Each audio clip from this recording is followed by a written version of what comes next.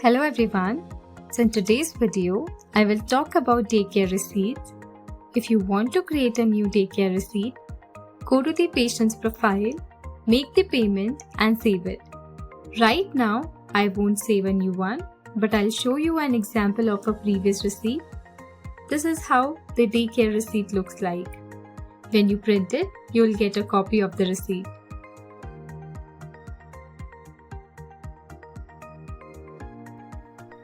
If you need to do a refund, go to the patient's registration number, select the patient, add a remark and enter the refund amount. This is how the refund receipt will look. Here's an example showing a refund of 99 rupees.